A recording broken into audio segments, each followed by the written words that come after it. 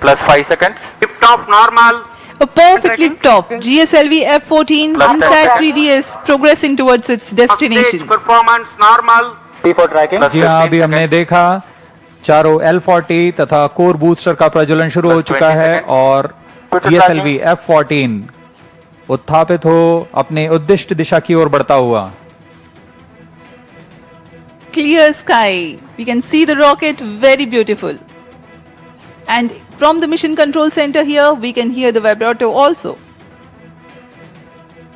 शाम का समय, बहुत दूर तक हम यान को देख पा रहे हैं।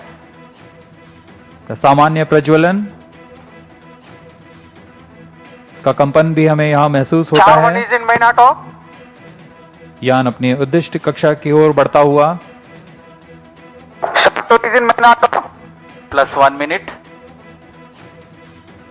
प्रथम चरण के कोर बूस्टर का प्रज्वलन काल 110 सेकंड के करीब होता है और इस दौरान यह 8400 किलो न्यूटन का प्रणोद उत्पन्न कर रहा है। First stage performance normal. प्रथम चरण में कोर बूस्टर तथा 4 L40 स्ट्रैप-ऑन बूस्टर सामान्य निष्पादन करते हुए। P2 change over to Presently, the co-booster and the 4 L40 strap-ons thrusting simultaneously.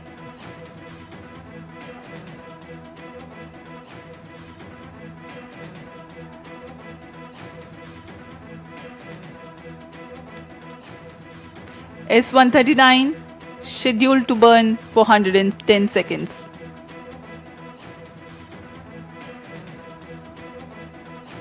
P39 stage burn out.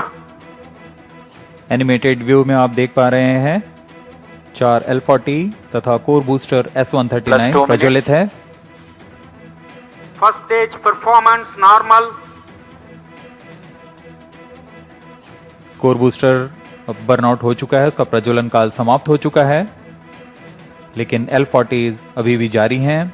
इन्हें 148 सेकंड पर बंद कर यान से पृथक कर दिया जाएगा। The 4 L40s thrusting presently.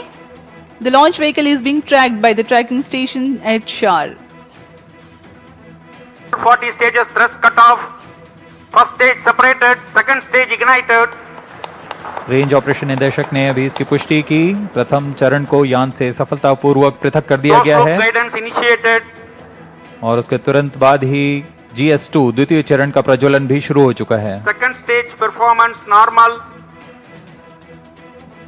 There are a quick succession of several flight event confirmations by the Range Operations Director. Plus 3 The minutes. first stage comprising of the S-139 and L-40s have been separated. The second stage is ignited and the performance is reported to be normal. We are 190 seconds past the launch time. Present altitude is close to 100 kilometers and closed loop guidance has been initiated. वर्तमान में द्वितीय चरण GSLV F-14 का प्रज्वलनरत है। Second stage performance normal. इस दौरान यह 846 kilo Newton का प्रणोद उत्पन्न कर यान को उद्दिष्ट कक्षा की ओर ले जा रहा है। इसमें विकास इंजन का उपयोग किया जा रहा है और इसमें इंजन जिब्बल Payload fairing separated. यान से ऊष्मा कवच को पृथक कर दिया गया है। अब यान की ऊंचाई 113 किलोमीटर है। यह घने वातावरण को पार कर Plus चुका है। 4 minutes. Dense atmosphere has been crossed by the launch vehicle and hence the payload fairing has been separated. Presently, Shah ground station continues to track and Port Blair station has started to acquire the data. यह mission Second पूर्वी stage दिशा का mission है, performance normal. इसलिए शार स्थित port Blair स्थित ground station वर्तमान में इसे ट्रैक करते हुए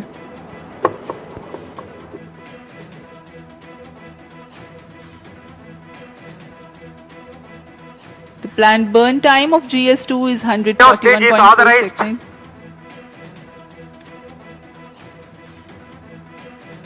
क्रायो अपर स्टेज जो कि तृतीय चरण है GSLV F-14 का, उसे ऑथराइज कर दिया गया है प्रज्वलन के लिए। द्वितीय चरण के प्रज्वलन काल के पश्चात पृथकन होगा। Second stage thrust cut off. जी Third हाँ, stage ignition commanded. द्वितीय चरण के प्रज्वलन काल के पश्चात उसे यान से पृथक कर दिया गया है। Cryo stage ignition confirmed.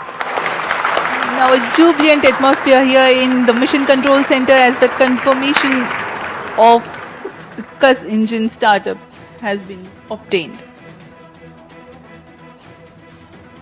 जी हाँ, सभी वैज्ञानिक यहाँ उत्साहपूर्वक इंतजार करते हैं सबसे जटिल इंजन क्रायो इंजन का प्रज्वलन, जिसकी पुष्टि हो चुकी है, वह प्रज्वलित हो चुका है और सामान्य निष्पादन करते हुए उद्दिष्ट कक्षा की ओर बढ़ रहा है। क्रायो इंजन लिक्विड ऑक्सीजन तथा लिक्विड हाइड्रोजन को ईंधन के रूप में इस्तेमाल कर 75 किलो न्यूटन का प्रणोद उत्पन्न करेगा और इसका कुल प्रज्वलन काल 814 सेकेंड।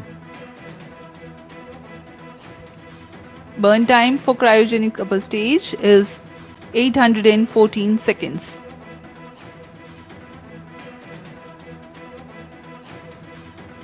सभी दर्शकों के लिए यह उत्साहपूर्ण पल। Cryo stage performance normal.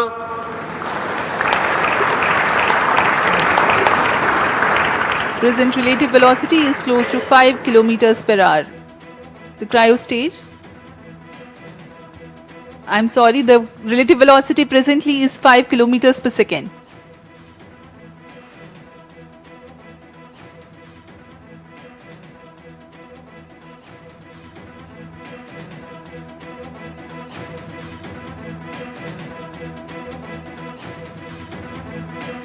सभी वैज्ञानिक अपने कंसोल पर आंकड़ों का अध्ययन करते हुए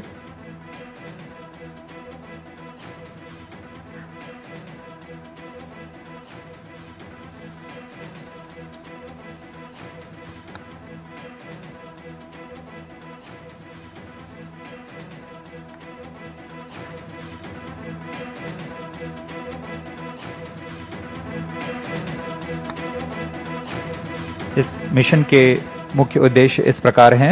इनसैट 3DS पृथ्वी के सतह की निगरानी करने के लिए मौसम विज्ञान के महत्व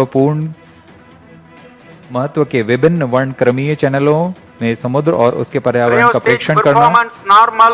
वायुमंडल के विभिन्न मौसम संबंधी मापदंडों की ऊर्ध्वाधर रूपरेखा तैयार करना, डेटा संग्रह तथा डेटा प्रसारण की क्षमता को बढ़ाना, उपग्रह की सहायता से खोज एवं बचाव सेवाएं प्रदान करना। यह सभी उद्देश्यों के साथ इनसैट 3DS வானிலை மாற்றங்களை கண்காணித்து பேரிடர் காலங்களில் உதவ இன்சாட் 3DS என்ற அதிநவீன செயற்கைக்கோள் GSLV F-14 விண்கலம் மூலமாக வெற்றிகரமாக விண்ணில் செலுத்தப்பட்டது. கூடுதல் விவரங்களை செய்தியாளர் மணிகண்டன் வழங்க கேட்கலாம். வணக்கம் மணிகண்டன், உங்களுடைய விவரங்களை பதிவு பண்ணுங்க. வணக்கம்.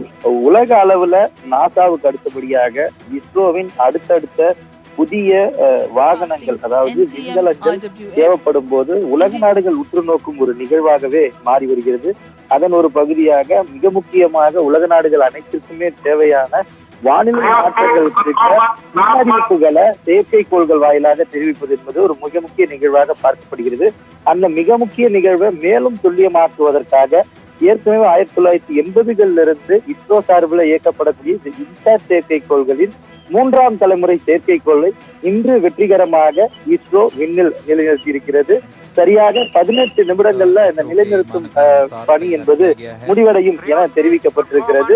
சரியாக 5:35 மணித்துளிகள்ல ஸ்ரீஹரிகோட்டாவில் இருக்கக்கூடிய சதீஷ் தவான் விண்வெளி ஆராய்ச்சி மையத்தின் ஏவுதளத்திலிருந்து GSLV F-14 ரக விண்கலம் மூலமாக இந்த செயற்கைக்கோள் விண்ணில் செலுத்தப்பட்டிருக்கிறது.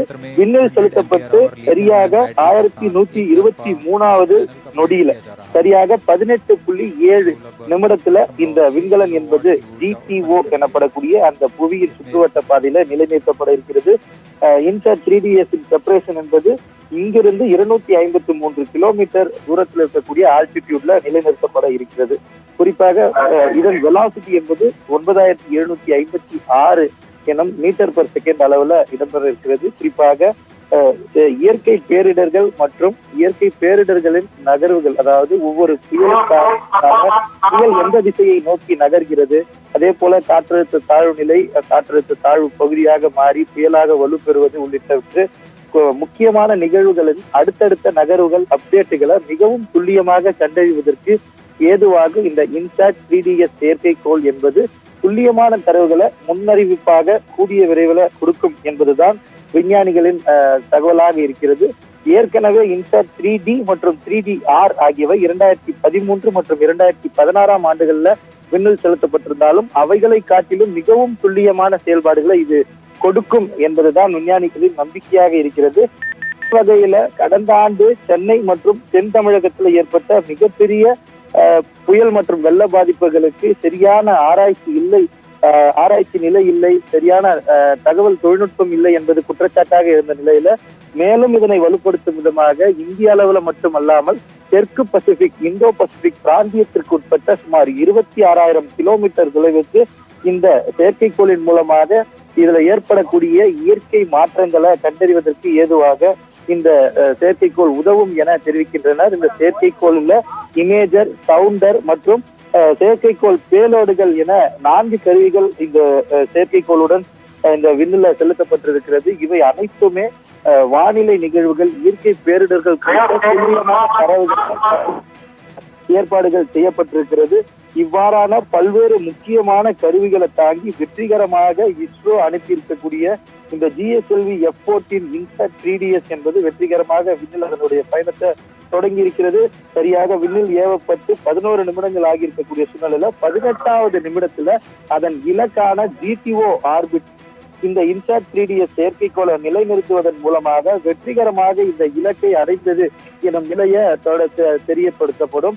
அதுவரையில தொடர்ந்து இக்னிஷன், செப்பரேஷன் என பல படிநிலைகளை இந்த விண்கலம் தாண்ட வேண்டியிருக்கிறது. வெற்றிகரமாக தற்போது விண்ணில் பாய்ந்திருக்கிறது GSLV F14 இன்சாட் 3DS.